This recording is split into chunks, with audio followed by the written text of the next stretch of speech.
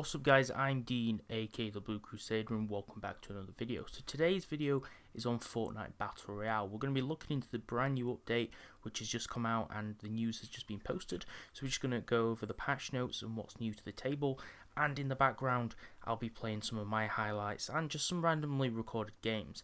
And some of this new updated content is in this footage, so you might be able to see it in the footage, but we shall be going over everything as this plays. So this is the version 2.5 patch, and I will be going over the patch notes. It says this is the Valentine's Day patch, and in here we have a few different things. So there's something now called the Impulse Grenade, and this is a new powerful grenade type which has been added to the game. And basically what this does is you throw it straight at an enemy, preferably a group of enemies. For an example, if you're playing squads or a team game mode such as duos, you throw it and it will create a repulsive blast, and all people caught in the blast will go flying. So this looks really cool, great new addition. This opens up a lot of different possibilities into team play, so you could throw this, split a whole squad, and then each of your teammates could, focus on one specific squad member. It kind of brings a lot of different possibilities to strategies, and a lot of strategies might actually utilize this grenade, so that's a really cool thing. So there's a brand new grenade type. You can obviously use this in any game type, but it's best for teams, especially since you can use it to split teams. Then we also have some awesome new feature called shrines. Now these look like Asian structures. They kind of look like temples, like a Japanese or a Chinese style, and inside these there is a lot of treasure. So usually there's either one or two floors. I think by default there is two floors, but you can only access the top floor through the windows, and then you have to break down through the floor to get to the level below. And inside there's usually around 2 to 4 chests, and inside these chests there's lots of different weapons, like purples, blues, sometimes golds if you're lucky. And on the below floors, the ground floor of these new shrine towers, you can actually get ammo boxes as well, which is super cool. So these shrines are going to be a hot spot around the map. The only downside is you can actually land here, which is kind of a good thing, but also in the sense that later on in the game, a lot of these places or locations will have already been looted, so you kind of have to get there early at the start of the game to actually get a lot of the loot before everyone else takes it. But all in all, these shrines do offer a large amount of loot, and I'm really looking forward to people utilising them. I've only played solo so far, and you might actually see some of these shrines in the footage, like I mentioned at the start of the video, which is the backing footage to this update video. But in this footage you might see that I did actually find 1 or 2 shrines. One of the shrines I did die straight away to a much better player, and I got a little bit of a lag, so I couldn't loot the weapons. The first shrine I did actually get a lot of different things, and I went on to actually get a kill or two, which was really cool. I think I found a sniper in one, and then I found a shotgun or something, but there was a lot of ammo on the bottom floor, which was super useful to fill my inventory with. Along with being a Valentine's Day update, this is also a Lunar event update, which is, I think, to do with Chinese New Year. It brings a lot of cool new skins, and it brings 4 different Lunar new heroes to the game, skins which you can access through the store, which looks super cool, and you can access these just by the in-game store. And it's very similar to the sense of daily skins and weekly sort of skins you can buy as well, and you can buy these to skin your character and they look really cool. I'll put a picture on screen right now while I'm talking about it. And also another great thing, which is probably better than those heroes, is the weapons. These are weapons called the Dragon Weapons, which have been added, and it says celebrate the new year in style and fight fire with fire.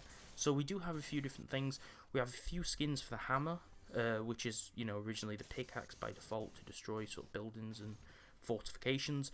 We have a spear, a sword, a hammer, which I presume would all skin the pickaxe, and then we also have really cool red and gold colour schemes for the various other weapons in the game. So we have a cool RPG one, which kind of looks like a bazooka, but in like a ancient Asian style, if that makes sense. I'll also show pictures of these right now as well. And what looks to be a skin for the auto shotgun, it doesn't look like the pump one. I'm pretty sure this is the auto shotgun, which is in the bottom right of this picture. And then we do have skins for what I believe to be the AK, and then maybe the M4, because it looks like a light machine gun in a dragon style, which is the second one on the middle row of this picture. And it does look like an M4, but I'm not really sure. It could be a skin for the MP5 SMG though. And in the bottom left is obviously the sniper skin. I think this is for the bolt action sniper, although you might be able to apply these skins to things like the semi-auto sniper, so that looks really cool.